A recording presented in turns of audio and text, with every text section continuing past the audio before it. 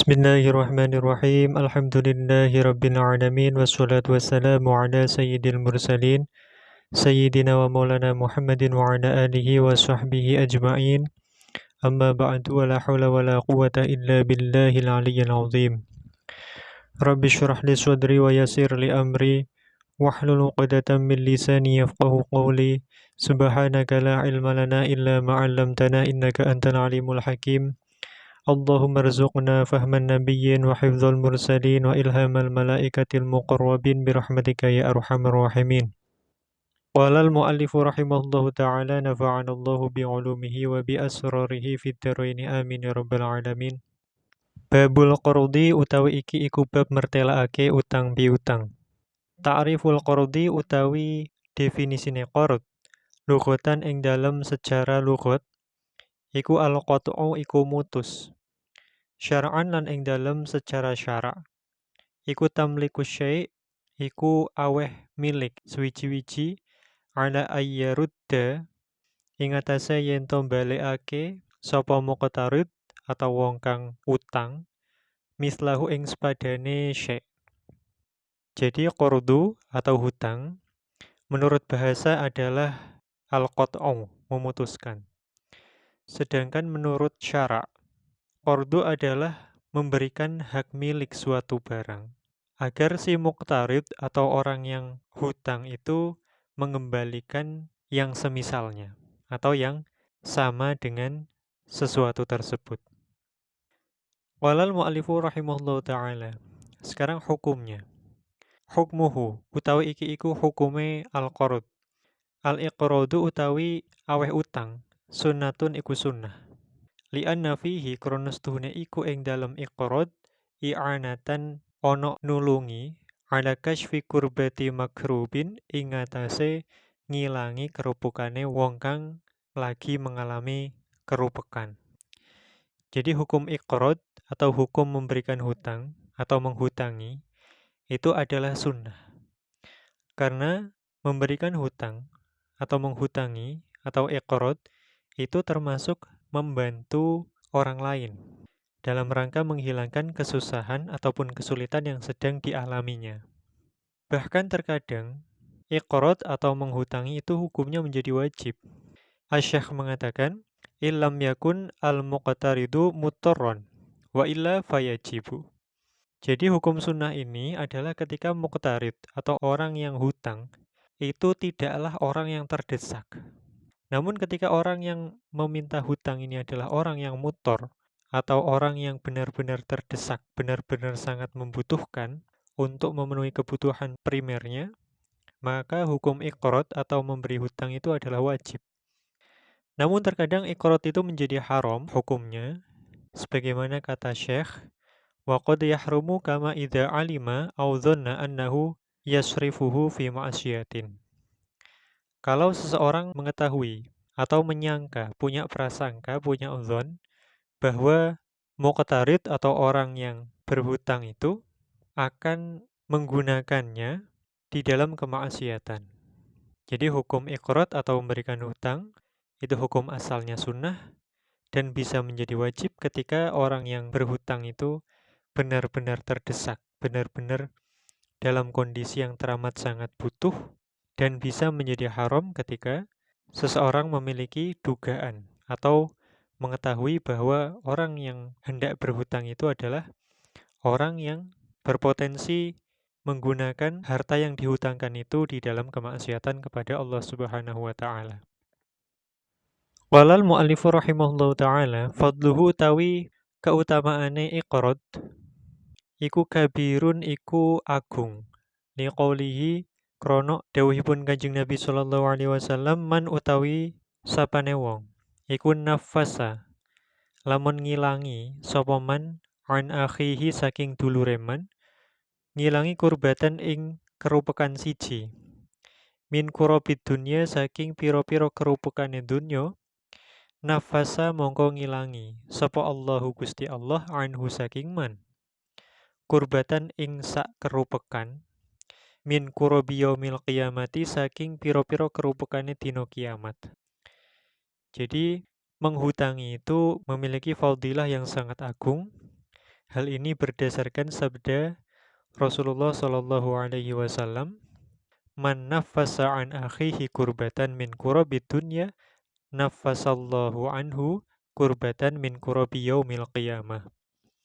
Barang siapa yang menghilangkan satu kesusahan dari saudaranya, dari kesusahan-kesusahan dunia, maka Allah akan menghilangkan kesusahan darinya dari kesusahan-kesusahan pada hari kiamat. Niki hadis sahih riwayat Imam Muslim rahimahullah taala. Wa qulihi sallallahu alaihi wasallam, dan juga berdasarkan sabda Rasulullah sallallahu alaihi wasallam, man utawi sapane wong iku aqrada, lamun ngutangi sapa man lillahi krana Allah, marrataini kelawan rong ambalan, kana mongko ono iku lahu kaduwe man apa mislu ajri ahadihima, sepadane ganjarane salah sijine marwatain, lauta sodako lamun gawe sodako sopaman bihi kelawan ahadihima. Jadi hadis lain yang menjadi landasan terkait fadilah atau keutamaan menghutangi itu adalah hadis yang diriwayatkan oleh Imam Ibnu Hibban di dalam kitab Sahih beliau, dan juga riwayat Imam Al-Baihaqi di dalam kitab Syu'abul Iman, bahwa Rasulullah Shallallahu Alaihi Wasallam bersabda, "Man aqrada lillahi marratain, kana lahu mithlu ajri ahadihima law tasaddaqa bihi." Barang siapa yang memberikan hutang atau memberikan pinjaman dua kali karena Allah, maka dia akan mendapatkan pahala salah satu darinya seandainya disodakohkan. Qala al-mu'allifu rahimahullahu ta'ala, wa ba'duhum lan utawi sebagiannya ulama iku faddalahu iku ngutamaake sapa ba'duhum ing iqrad ala shadaqati ing atase sedekah. Wal mu'tamadu utawi qol kang mu'tamad iku anna shadaqata iku stune sedekah iku afdalu luwih utama minhu saking iqrad. Bahkan berkaitan dengan fadilah iqrad atau menghutangi ini, sebagian ulama lebih mengunggulkan iqrad atau menghutangi atas sedekah.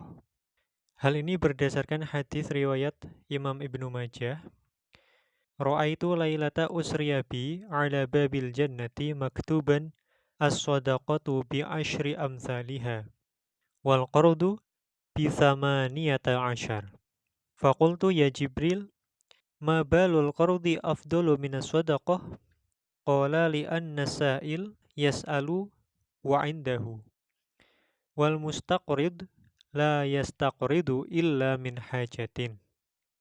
Dan juga berdasarkan hadis yang diriwayatkan oleh Imam Al-Baihaqi bahwa qardu syai' khairun min shadaqatihi. Namun menurut pendapat yang mu'tamad, bahwa sedekah itu tetap lebih utama daripada iqrad atau menghutangi. Tadi sudah dibahas mengenai hukum menghutangi atau memberikan hutangan. Sekarang membahas hukum yang berkaitan dengan berhutang. Qala al-mu'allifu rahimahullahu ta'ala, hukmul iqtiradi, utawi iki iku mertelake hukume iqtirad atau amrih utang, berhutang. Taratan ing dalem sekali waktu yahrumu haram opo iqtirad, wa taratan lan ing dalem sekali waktu yajibu wajib opo al iqtirad, wa taratan lan ing dalem sekali waktu yajuzu wenang opo al iqtirad. Sayyid Hasan bin Ahmad bin Muhammad Al-Kaf rahimahullah menjelaskan bahwa hukum berhutang atau meminta hutangan itu terkadang bisa haram, terkadang juga bisa wajib, dan terkadang di satu waktu bisa boleh hukumnya. Lalu kapan berhutang itu hukumnya haram? Qala al-mu'allifu rahimahullah, fayahrumu mongko haram opo al-iqtiradu opo amrih utang ala ghairil muttarri ing atase saliyane wong kang terdesak. Ilam yarju lamun orang ngarep-ngarep sapa muqtarid al-wafa'a ing nuhoni min jihatin saking arah-arah zahiratin kang bertelo fauron kelawan age-age fiddaini ing dalem utang al-hali kang kontan wa inda hululil ajali lan ing dalem nalikane teka mangsane tempo fil muajjali ing dalem den kang muajjal atau den kang ditempo. Berhutang itu menjadi haram hukumnya bagi orang yang tidak terdesak, tidak betul-betul membutuhkan untuk kebutuhan pokoknya, dan dia tidak ada keinginan untuk melunasi hutang tersebut dari arah atau dari harta yang jelas ketika tiba waktunya untuk membayar hutang. Dan juga ketika jatuhnya tempo untuk membayar hutang, untuk hutang yang sifatnya muajjal atau ditangguhkan. Ini bagi orang tersebut haram berhutang. Qala al-mu'allifu rahimahullahu ta'ala wa yajibu lan wajib opo al-iqtiradu amreh utang. Ada kalanya berhutang itu menjadi wajib. Idza kana nalikane ono opo iqtirad iku lid darurati krono darurat. Jadi iktirad atau berhutang itu menjadi wajib ketika berhutang itu adalah karena kebutuhan yang sangat mendesak. Contoh darurat, contoh kebutuhan yang mendesak itu adalah kal hifadzi 'ala ruh. Seperti hutang untuk menjaga atau menyelamatkan nyawa. Dan terkadang berhutang itu hukumnya boleh. Qala al-mu'allifu rahimahullah wa yajuzu lan wenang opo al-iqtiradu amrih utang li ghairil muttarri kaduwe sakliyane al-muttar orang yang terpaksa, orang yang terdesak, ar-raji kang ngarep-ngarep ghairul muttar lil wafai maring bayar min jihatin saking arah-arah zahiratin kang bertelo.